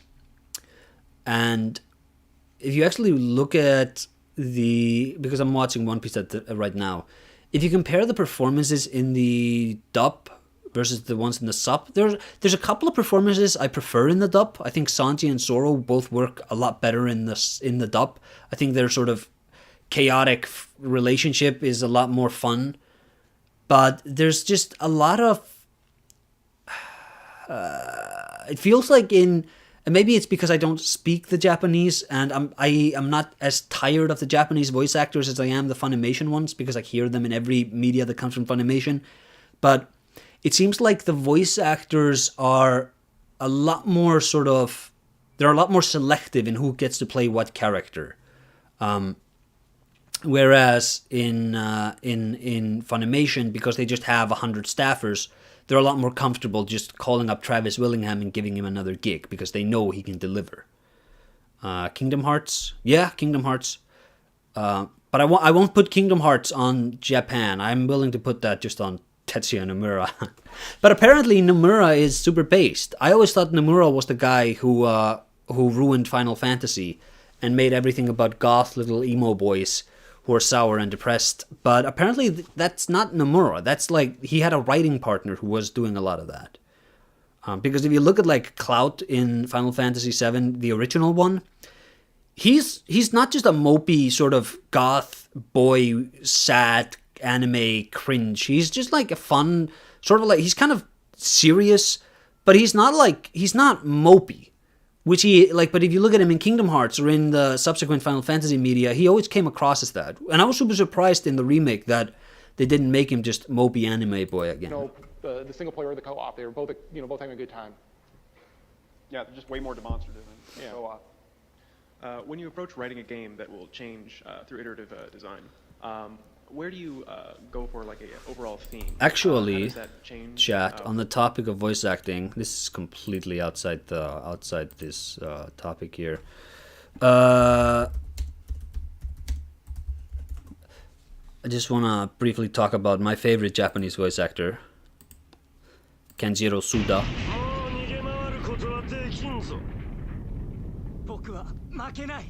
Alright. He's going to destroy Chaos Max with Dark Magician Girl. Here we go. Like, I assume everybody here has seen some clips of Eric Stewart in the dub talking as Kaiba.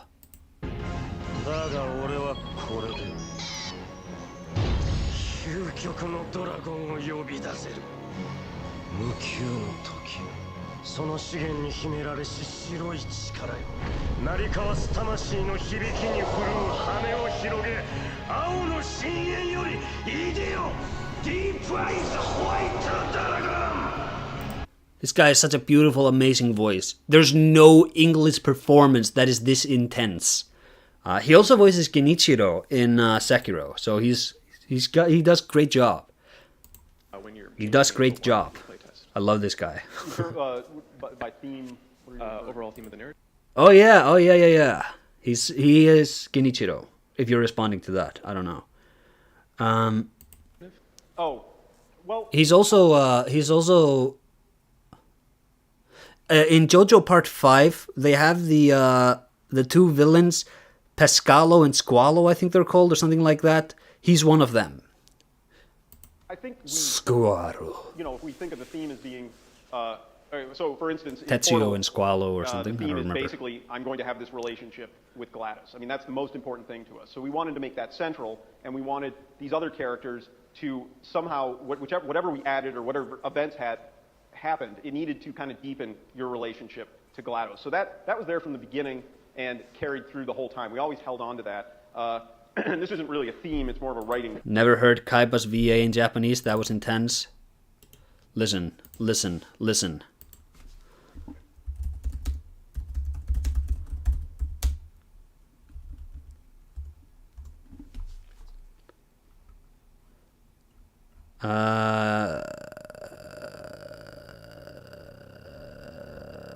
Trying to get a good Japanese one. I think this is. Yeah, okay. Here's an English. Here's Eric Stewart, basically. Not after everything I've done. Not after all the sacrifices I've made. And he has a good voice. I think it's just that the direction is not great. Compare it to when he does it in the Japanese. Man, the audio's crap here, but hopefully you'll be able to hear it.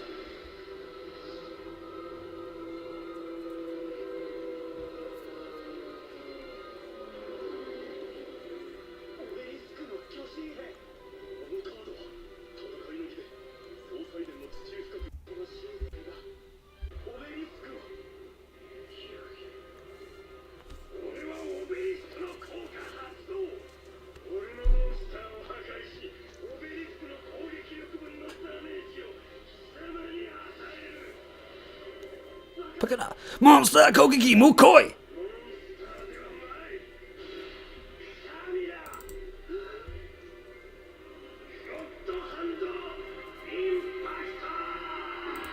It's intense, man. Kenjiro Suda, intense. Rule we had was that with a silent protagonist, there's this danger that you get into a position where you have a bunch of characters. You probably couldn't talking hear that. about That something, video and you're was just sort of really observing crappy. it, and you're standing around just with nothing to do. So one of the rules we had in the writers' room was that the characters Squala needed and to always Tetsuo. be Yeah, talking he's either one of to those. you or directly about you, just so you would always feel, even though you couldn't participate in the conversation. My completely uninformed analysis is that it's harder to scream your lines in English than Japanese. They have mainly open syllables, so you can really belt your lines. That's actually a really good point. I should have been the one to fill your dark soul with light. Like that kind of cringe just comes out when you try to scream it out. But I can easily imagine if he's like Gogen Dorgo Senkyoshio Akaiso or something. I don't know how to say that. Chat, did I lose you? Conversation that you were the center of attention. Aesir is showing his taped VHC Yuki collection. Does that generally answer your question? Anyways, back on Portal, chat. Back on Portal. The drawings on the walls, and I was just wondering if you could talk about kind of when in the process you guys started thinking about what those would entail, and how deep you went with those, with the, I guess, the physics and the I thought I lost you for a second because my internet was wobbly, but it fixed. Well, that was kind of, as we were expanding the Ratman's role. Yeah, this kind of goes back to the thing we were talking about with the elevators, where the elevators got way better looking between the games. The Ratman got way better at art between the two games. Just because we dedicated an artist. Yeah, we had an artist who could do it. And that's the main reason of that. And some stuff is back solving. So in other words, that was kind of cheap to bring online at the end. So when we decided late that you were going to go to the moon, well, it was pretty easy to go back. Squala and Tiziano, there it is. He's Tiziano. It makes us look super smart when. Yeah, and he's also the house husband who's like a former Yakuza guy, and he's done a lot of stuff. He's like very versatile, but I think Kaiba is his best role, and it's really interesting when you compare his performance as Kaiba in the original anime to when they like bring him out now to do like lines for Master Duel or lines for the Dark Side of Dimensions movie like 10, 15 years later. And he's really just embraced the insanity of this character. I really apologize to everybody who came here thinking we were going to talk about Portal 2. This is just another backdoor for my talking about Yu-Gi-Oh! one more time. Oddly enough, the national song that plays in his den was originally the Moon sad song. Yeah, it was gonna. They were gonna. The National was gonna do the sad song. You know, you had a good time, but you died on the moon, sort of thing. Oh, and he's also Kylo Ren. He voices Kylo Ren in Japanese. And Daredevil, I think. I was just wondering. When I was playing, I noticed there were a lot of references to Greek mythology in the story. More so with like Prometheus. I was just wondering what the reason was for putting those in the story. Jay tinkered and read some Greek mythology, I think. That's really honestly about it was weird. We made the connection one day that, I don't know if this was unconscious or what, that basically what happens to GLaDOS is almost exactly what happened to Prometheus. And so we just added it to the Oracle turret. I think some of the other allusions may be accidental. That's one of the things we discovered is that when you have a game with enough content, there's just going to be some crazy coincidences that make you look, again, super smart. That you may not have planned for. I super agree with his take. I think that people are very eager to start reading mythologies into these works. Carolyn apparently means free man. Is that right, Jay?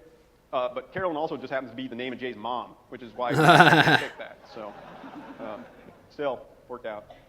Thanks. Did you ever struggle between balancing the comedy and the drama of the piece, like where you had a joke you really liked, but you had to cut it because it was ruining a story beat? I mean, yeah, it's, there's a lot of stuff we cut. There's a whole set of tracks we cut because of gameplay that we had good beats in, funny stuff. And there's, we definitely went back and forth on, for instance, the part where GLaDOS is deposed and Wheatley takes over. We originally had some more jokes in there, and we took some of them out. And we still have an ongoing argument where I still feel like when he's going in and he's like, this is going to hurt, isn't it? I wish he was just more scared there. Like, there are times when we're like, let's just not go for the joke here. Yeah, because I mean, a lot of times if you go for the joke there, kind of, you're purposely undercutting the main focus of that bit of story. So it's a tough It is something we struggle with. Hi. So you did sort of start the talk out with this, but I wanted you guys to go a little more about sort of managing, I guess, fan expectations. So I know I was talking to some of your colleagues around like the EP2 time, and they were really nervous about how the hunter was in the teaser trailer, but there wasn't really gameplay around it. And I'm wondering just about like, if there are any promises you may regret, or just like things that you revealed about the game before it was done or before it was tested that just put you in a tough this is a good question. What was the thing you said they cut? No, not that they cut, but like when the hunter in episode 2. Oh, in episode 2 was in the teaser. We showed the vents, the suction vents that just never turned into. I don't know if you remember it. It was. We presented it as a puzzle mechanic, and you could break a tube or something, and suction would come out, and you could redirect the suction through portals. It was super cool, but we just never really found a great puzzle. Would you berserk eclipse the entire chat to direct Portal 3 with Gabe's total commitment? Ooh. Well, I have some Patreon members here, some Patreon supporters in chat, so I wouldn't do that. But if I could just get rid of the ones of you, the ones that aren't Patreon supporters. I don't know. Define direct Portal 3. Am I the creative? Because I don't think I would work well in Valve. But if you put me in an office with a bunch of underlings and you give me control of making Portal 3, that I could do. But if you're hiring me to work at Valve to oversee Portal 3, I can't do that. I don't work that well in that sort of open, super people-y location. I'm much better at with a smaller group around me. Puzzle use for it. Well, except for the end. Yeah, the mitigating factor is we did use it in the end when you get sucked onto the moon. And I also if I think Ratchet and Clank, maybe Jak and Daxter are probably the only franchises that I would like to work on. I think I like making my own stuff much more than just continuing what came before. Because if I make Portal 3, what Portal means to me is maybe not the same thing it means to a lot of other people. And if I have to deliver on the expectations of the fans by bringing back the things they thought was valuable and important, then I'm not really making the game that I want to make.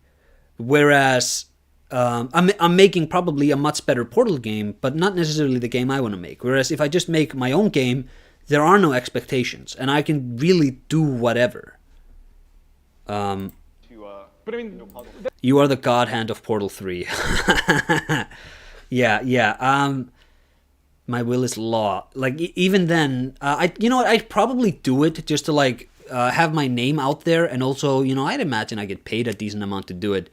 But that isn't really the most enticing job the industry has, if that makes sense. Yoko Taro made me want to become a scenario writer. Scenario writing is super fun. I've actually been, for the Snail remaster, I went back to every section and I was like, let me actually think of interesting things to do here. So I took every map and every area and every map and I broke it down into what could I realistically do here? And now it's I have a mountain in this little part of the game. Why don't I just have an earthquake go on there? And it's you can totally miss it, and you don't need to interact with it, but there's an earthquake there because that's a fun scenario.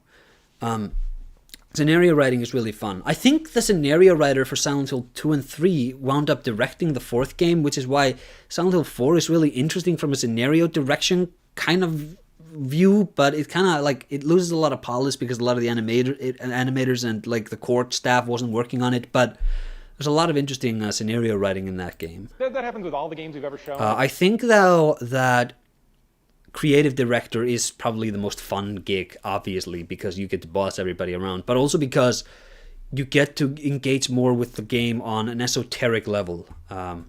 Whereas if you're if you're doing the music, you have a much more limited much more limited view into the game. Or if you're doing the animations, like again, you're not you're looking at the game at a certain zoom in level, whereas a game creative director, you get to zoom out a lot more than everybody else gets to. Any event. I mean, there's still people that are swearing that Left 4 Dead 1, the beta that we showed at this event, was the greatest version of that game ever. But the truth always is, there's always a little bit of smoke and mirrors going on there, and really the best version is the version we ship. Because at some point we go, this is a really cool thing, let's get rid of it. No, it's like, there's a bunch of problems, it's not really working as well as you think it is, and so what we end up shipping is going to be the thing that, you know, we made the best choice. How much would you accredit a tour theory to successful games? So, I assume you mean the value of the creative director over the team, because a tour theory there's like a film analysis thing from the 60s where they were arguing that the movie director is actually the creator a lot more than the writer, because the identity of the movie comes about much more, is informed much more by the director than anybody else, which I think is totally true. But for games, if you're asking me how much I think the value of a game and the quality of a game can be pinned down to the director, look at From Software, pre and post Miyazaki. Look at Kojima Productions. Look at something like look at a Todd Howard. Look at look at Team Ico. Look at Team Silent. Again, anything it is very, very, very rare that you just make a committee work on something and for it to be a masterpiece. It can happen if the committee is like really like-minded, but generally speaking, everything that's great came about because one person was in charge of the thing. Yeah, I mean, people ask us something. We need more auteurs. This is what I'm super hopeful about video games right now, is that there's a lot of people who can just make like a decent living doing indie game development. So like, if you make enough money on a single game to sort of pay for maybe 3 years of your life, then you have a career as an indie game developer. And like, you would think that, well, you know, you need to sell like 200,000 copies to be able to make this work. But it's like, if you're an independent developer, you just need like what, $30,000-$40,000 a year, and you're living on the margins, but you're living, and that's before taxes, of course. And you know, if you sell a game for $15, that's 2,000 copies you need to sell, and that is so manageable that, like, you know, if you manage to sell 10,000 copies of a game that you made by yourself for say $10 to $15, you have a career making indie games now. And when those people who are really sort of testing their teeth to indie game development, really cutting their teeth in this and getting to experiment a lot, when they eventually are able to sort of direct larger teams, you're going to see a sort of gaming renaissance, I think.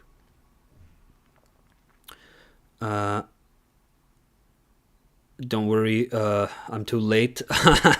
No, don't worry, we still have like a bit to go. And yeah, like Dinomatrix says, we derailed the Yu-Gi-Oh talk. Well, not so much anymore. You're playing GTA Online? Oh yeah. I actually really love GTA RP. I think that's such an interesting taking a game, because like role-playing in online role-playing games, that's like sort of a nobody.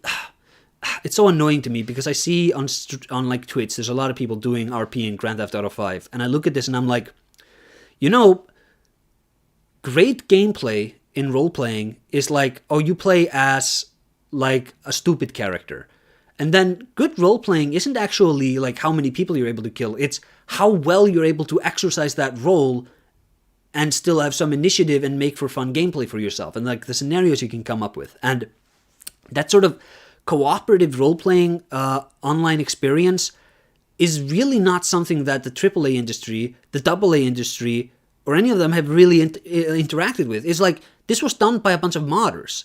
So that's like the greatest new genre of the last, I don't know how many years. And Ubisoft, they're still like, they have their Watch Dogs games. And it's like, you dumbasses, you know, you keep trying to make Watch Dogs work. Why don't you just pivot? Just do a role-playing online game where you have like people who can do that. And like, Look at the player base. They can play these games for like 4 hours a day. I mean, my God. But none of them have figured out that this is really an opportunity to really innovate on. Showed some test chambers, but the indie that developers didn't really did. Make it into the final game, but a lot of those weren't even decent puzzles. They were just something there to show off a mechanic. Some people still think that they're going to be great puzzles and want to know why we cut them. The good news is we're going to release a puzzle creator pretty soon, so they can try and recreate them themselves and find out how bad they were. Thanks. Yes, I was just wondering what decisions led to the potato, both from this purpose. Okay. The reason for the potato is that they needed something. They needed to have GLaDOS talk to you without being a disembodied voice. So she needed to have a physical presence. But unlike Wheatley, you couldn't drop her. So they make her a potato to stick on your the spike on your gun, just like I said earlier. But also just Watch. He's gonna confirm. So Jay and I would take these long walks trying to figure out what we were going to do with the story. And we knew GLaDOS was going to get deposed, and she was going to have to come with you. And we were trying to figure out what was the most humiliating thing that could happen to her. And we figured turning her into a potato battery was pretty bad. And then I think Jay said potatoes, and then it was kind of a sealed deal because we had a name for it. Oh, man. And it just seemed super sad that she would be in this shriveled, crappy little potato. And you could put it on the gun. Yes! And, Yes! Yeah, we originally also had this idea, there's another reason it was a potato, was the bird Confirmed. was going to play a bigger role. So, because we knew we were going to need to explain later on why she wouldn't just tell you how to solve the puzzles that Wheatley had set up for you. And so our thought was the bird, every couple of chambers, was going to come in and attack the potato and eat part of it. And she was going to keep getting stupider and stupider as you went along.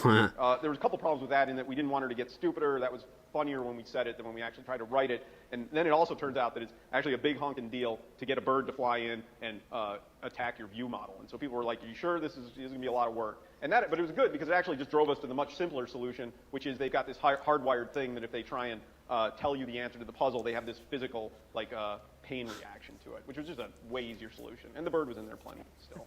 Yeah. Did all those hours spent watching testers test ever make you feel like GLaDOS? Yeah, it is. But also, it gets you nauseous. Yeah. It's tough. Portal's a tough one to watch. Yeah, motion sickness. But it is a kind of just a giant analogy for actual how we make the games is what GLaDOS does. So yeah. So your experience in game design sort of informed the concept of the story, like this huge testing a little bit, lab? some of it. I mean, I know that when Wheatley makes his first test chamber, I think it was Phil Coe maybe made that, and he just used like the standard thing that everybody does when they first Actually, because I was talking about online role playing, that the genre probably is older than I'm giving it credit for, because I remember there was RP in Garry's Mod like 10 years ago. That's probably where it started, but it was really pathetic back then. You just make a big box with the word test on it, or their name or something. So yeah, in some ways that Wheatley was this kind of neophyte level designer. Thank you. How do you guys generate your scripts? Do you each take a mission, or do you bounce them back and forth? Do you lock yourself in a room and say, no one's getting out here until we have the level? It depends where we are in the process, what we're working on. How far away we are from a recording session. If it's like 3 weeks, we're not doing anything. If it's 3 days, yeah, we're sweating it. And we tend to sit in a room, more so now, we've been getting more in this sort of writer's room kind of thing where we'll bring our ideas, we'll try and hash them out all together, and then maybe separate and just sort of smooth everything out.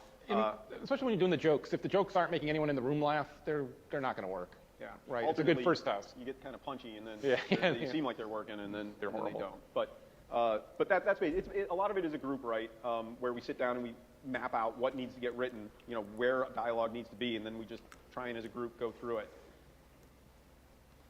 As I was playing Portal 2, I felt it was a really clear example of this kind of hero's journey kind of story with 3 acts, and especially the player descending in this sort of underworld in the second act. So can you say something about how intentional this was? Well, we certainly wanted our hero to go on a journey. And I mean, we definitely, there's a structure of storytelling, right? I mean, 3 acts is pretty standard. We didn't really reinvent anything there, and it seemed to fit pretty well. Yeah, part of the thing with going into the underground was Portal 1 starts with you waking up and feeling very alone.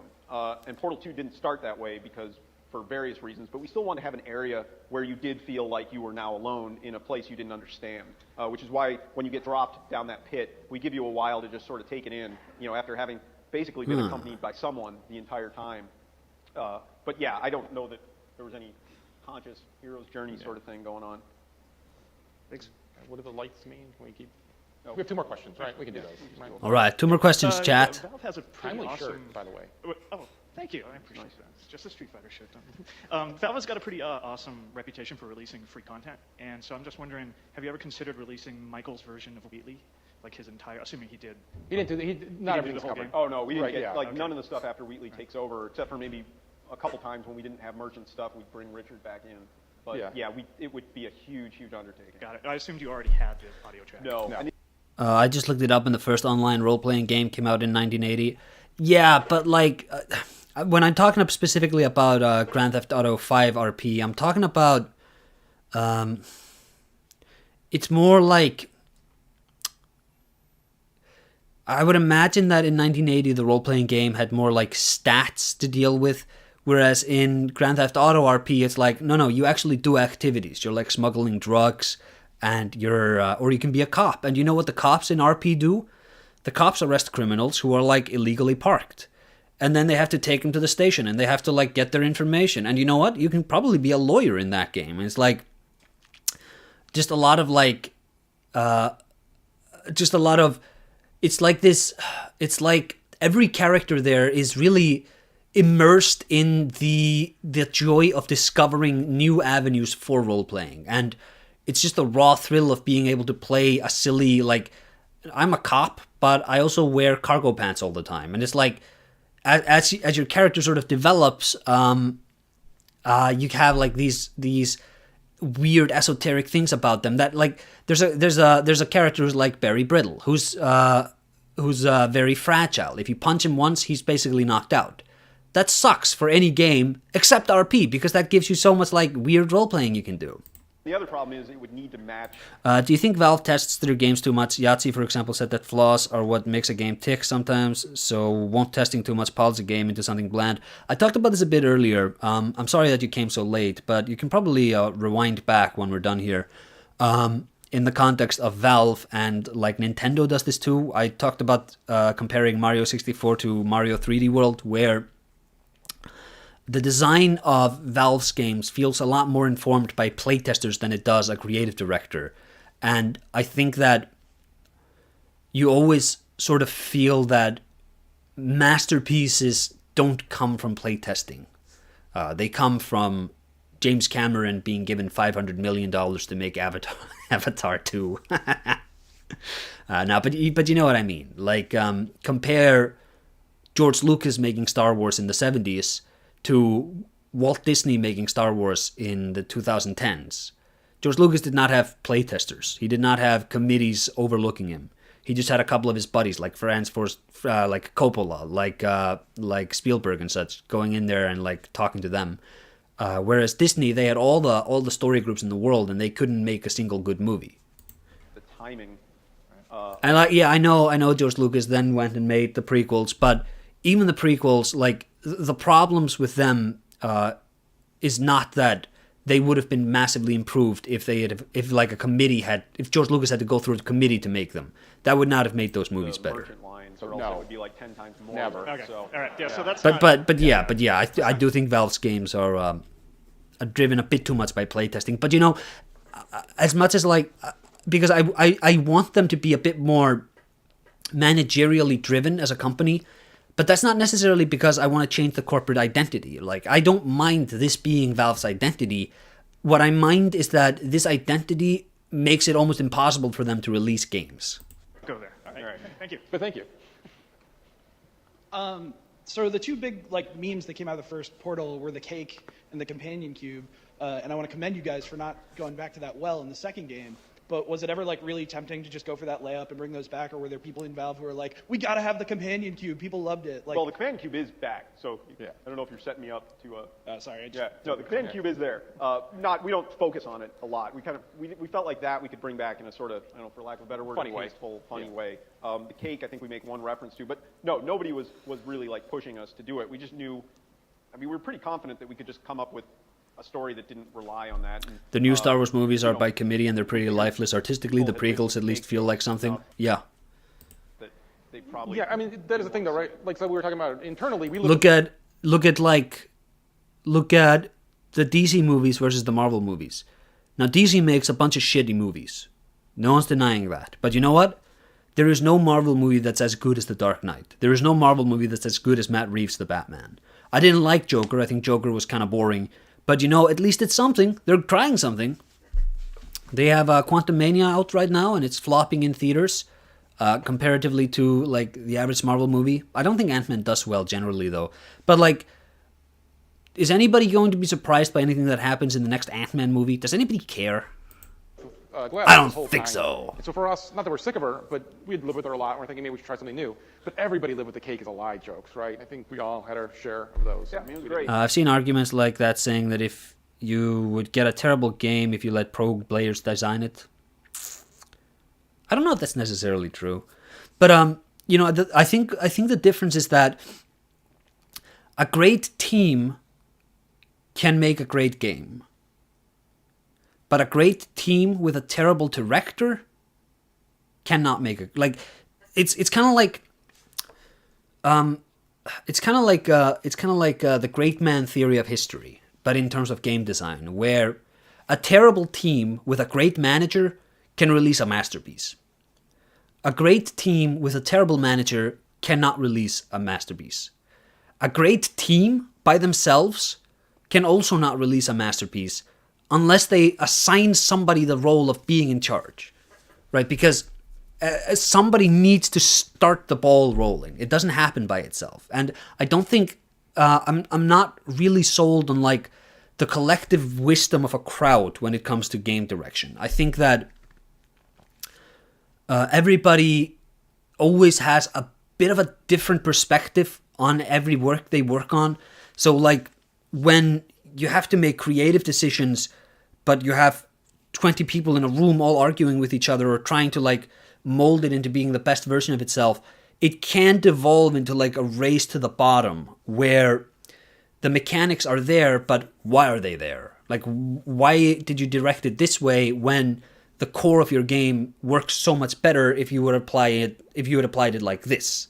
So compare like Portal to something like The Last Guardian, and I think you get a real good sense for what a creative director can bring to a game, or even compare it to Shadow of the Colossus.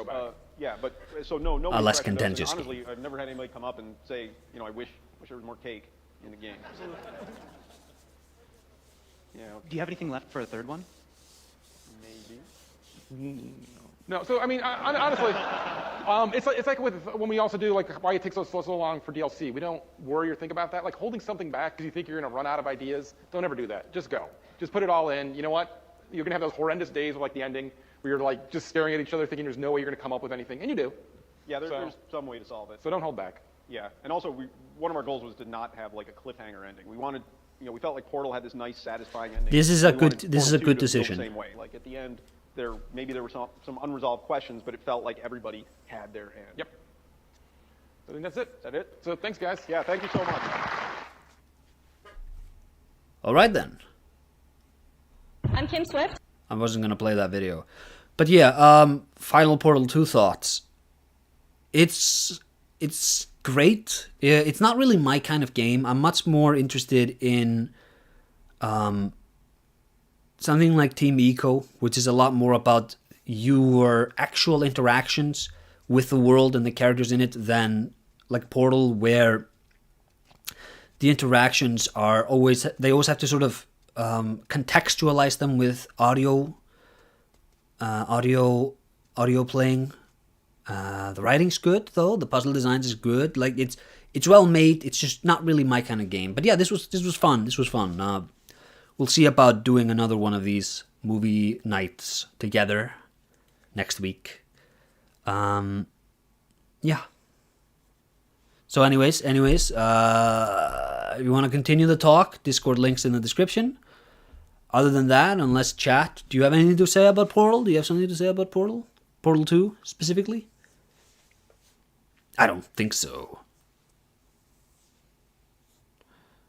Now I want to replay Shadow of the Colossus again. That's a really good takeaway from a Portal 2 post-mortem.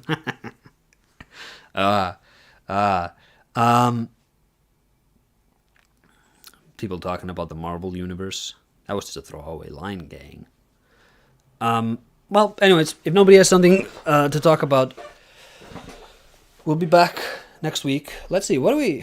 I might do the Fallout stuff, because they have a lot of good videos on the Fallout games. They also... So I found Ken Levine's Narrative Legos video. I thought that was a GDC talk, but I couldn't find it on their channel. But it was a GDC talk, it just wasn't uploaded by GDC. So like... You see, it's not here, but it is. He did do it on GDC. It was just recorded by a different party. I don't know. Maybe, chat. If you can find a good, if you find a good GDC talk, we could all watch together next week. That would be cool. Anyways, like I said, Discord links in the description if you want to continue the talk. Other than that, I'm gonna go and have something to